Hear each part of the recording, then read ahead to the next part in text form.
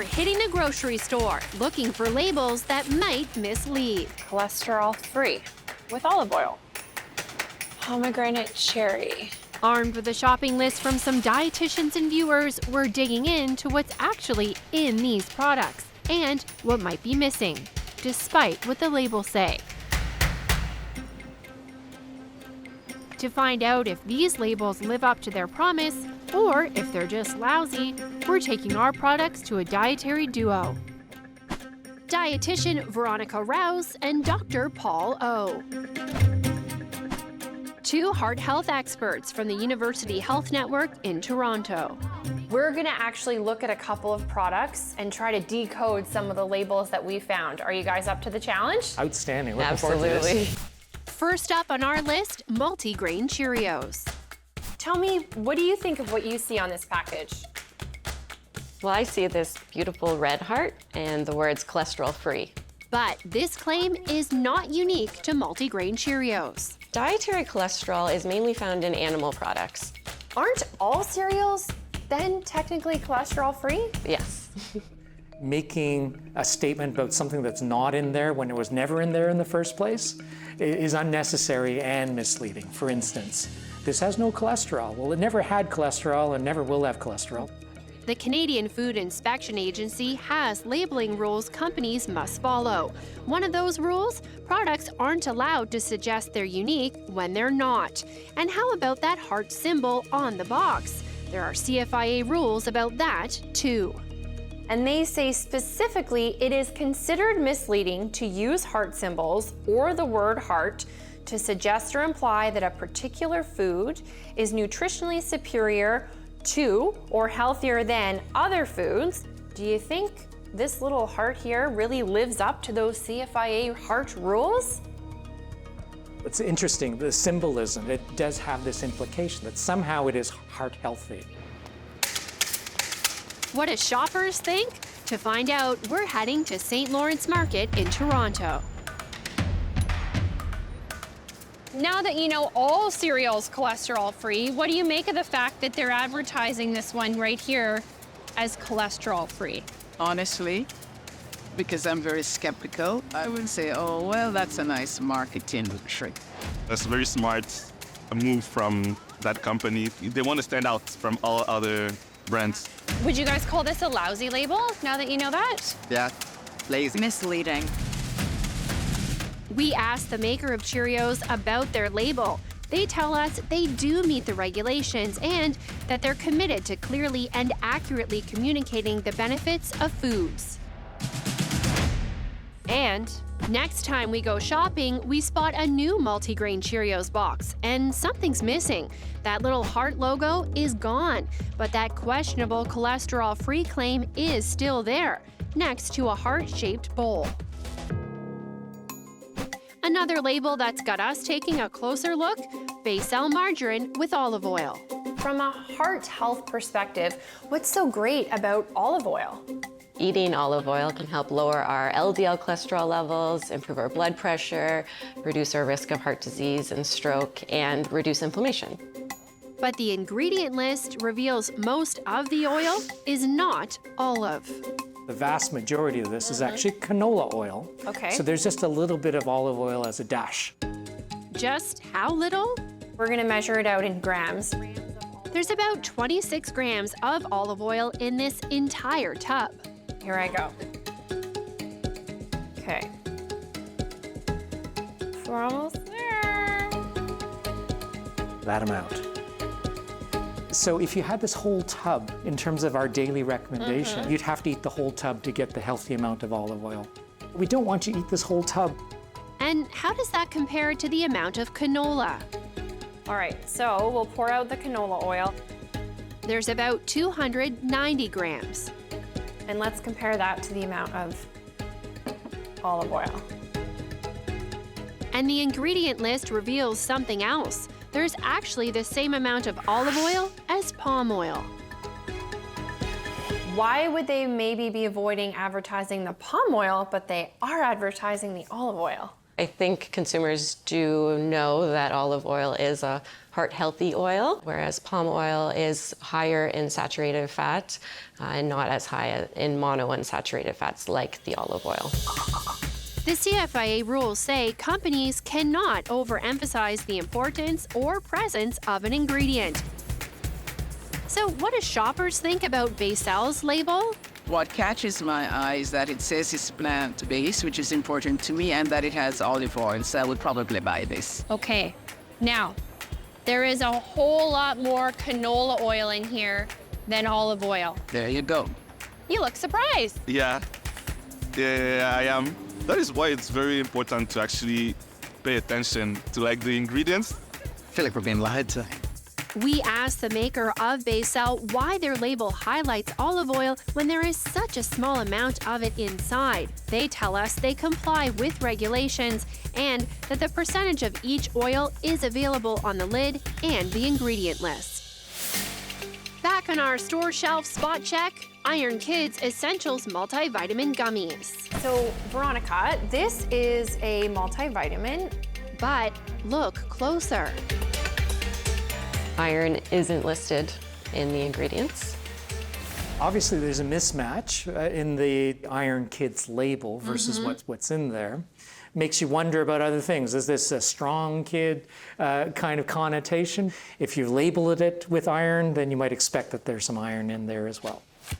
Health Canada regulates vitamin labels, and when we ask them how a vitamin is allowed to call itself Ironkids when there's no iron in it, they say interpretations of that brand name can vary. So what do these shoppers think? Some understand it is a brand name. Yeah, it's just the name of the brand, though. Yeah, I suppose you could also equate iron to being like strong kids. Others feel it's misleading. Oh, weird. Why is it iron free? Someone who doesn't pay attention is gonna come and say, oh, like my kid needs iron. What do you make of the label? It says Ironkids, so I would expect that there's some iron in it. But the label meets Health Canada's regulations. We asked Health Canada, here's what they said. It could represent a mineral, but can also be used figuratively, for example, as a symbol of strength. What do you think of that? In terms of clarity, you could make things more clear. The maker of Ironkids tells us their labels are not false or misleading, and it's clear that Ironkids is the name of the brand because of the registered trademark symbol next to it. They also say a reasonable consumer can be expected to check the ingredient list on the label to find out exactly what is and isn't in it. Next up, Kiju Organic Pomegranate Cherry Juice. Pomegranates and cherries are great fruits. But the ingredient list tells a different story than the picture on the front. Well, the first fruit juice that's listed is apple instead of pomegranate and cherry, and there's no apple on the front of the food label. Well, that's rather misleading, isn't it? Remember, CFIA labeling rules say companies can't overemphasize the importance, presence, or absence of an ingredient. What do consumers think? It's just trying to scam the consumer. Kind of misleading. But nothing about apple on front. It's another lousy label. The maker of Kiju tells us the image on the label usually refers to the flavor, and that apple juice is clearly mentioned on the ingredients list. But they add they're in the process of redesigning the package and adding an apple to the front. We're getting groceries and looking for lousy labels. Marketing on food packaging that could be misleading. Canada Dry Ginger Ale. So the can says made from real ginger. That made from real ginger claim led to class action lawsuits here in Canada and the US. So we're hitting the road to do a little cross-border shopping in Niagara Falls, New York. On the hunt for Canada Dry sold in American stores. The cans here look different. It does not say made from real ginger. That's because of a label litigation settlement south of the border. Thanks to that class action lawsuit, Canada Dry took that made from real ginger claim off of its American cans. But just across the border in Canada, our cans still have that made from real ginger claim. And another difference. On the American can, you'll notice its ingredient list is explicitly clear. It states there's less than 2% ginger extract inside. But on our Canadian cans, there's no mention of how much real ginger is inside, only natural flavor. Back in Canada, will customer service shed more light on their label? Thank you for calling Canada Dry. How can I help you today? I've got a question about Canada Dry ginger ale. I can see that on the can it says made from real ginger. But when I look over at the list of ingredients, I don't see ginger listed in the ingredients. So where is the ginger? Okay, so based on the information that I have here, it's part of the natural flavors. Okay, so how much ginger is in a can of Canada Dry? Yes, we cannot disclose that information. You can't tell me. It's proprietary. We're not the only ones asking questions. Outside of Montreal, marketplace fan Emily Scott has been doing a little digging of her own. I read the list of ingredients, and sure enough, there was no ginger mentioned at all. And so, what did you think when you didn't see ginger listed on the ingredients? I thought, well, here's another example of false or misleading information on packages. I expected it to taste something like real ginger, and it doesn't. And when you think of real ginger, what does that make you think of? Well, it's a wonderful drink. When I was little, I'm from the Caribbean, and it was our drink of choice whenever there was a celebration. All the kids had buns and ginger beer. So I went on a little shopping trip, Emily. We show Emily the Canada Dry we picked up in the US with no made from real ginger claim. So how does it sit with you that they removed it from the American can, but it's still on our Canadian can? I'm very angry about that. We are no different from the United States. We imbibe the same things. And I feel that it's a sort of fraud perpetrated on us right here, that they feel free to continue using it in Canada. And get this, company documents from as far back as 2009 show Canada Dry knew consumers were skeptical about whether or not there was any real ginger in their ginger ale. But they decided to focus their marketing on real ginger messaging, including in their ads, like this one.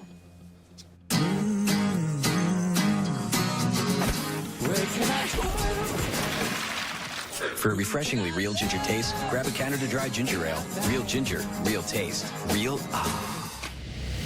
The ginger in Canada Dry, it's actually an extract called ginger oleoresin. A Canadian class action lawsuit claimed there's just one drop of that ginger extract in about 70 cans. Now, CFIA rules are clear. Food labels must not stress the presence of substances found in minute or trace quantities. What do folks at the market think? One drop. In 70 cans. Wow. In 70 cans. Yeah. And like that's enough for them to claim that it's made from real ginger. Yeah, that's misinformation. Emily agrees. They should immediately remove that claim. The maker of Canada Dry won't talk on camera, but they tell us they agreed to change their label in the US to avoid costly litigation, even though the label complied with the law. They also say they haven't changed the Canadian label as it accurately describes the product, adding the claim reflects the use of real ginger extract, which is derived from ginger root, and that their labeling adheres to Canadian regulations. The CFIA agrees. In fact, they followed up on a complaint about Canada Dry's made from real ginger claim and concluded it meets their requirements. As for the other products, the CFIA says it can't comment on a specific product's label without doing an investigation.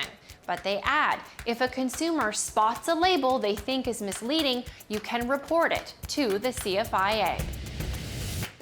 The CFIA does have a compliance program for labels.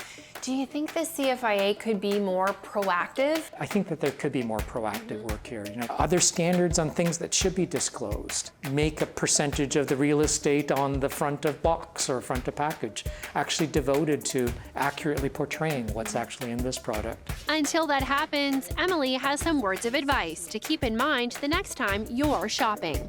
I do hope that more people make a habit of reading not just the labels, but the list of ingredients and see what they're actually getting for their money or putting into their stomachs.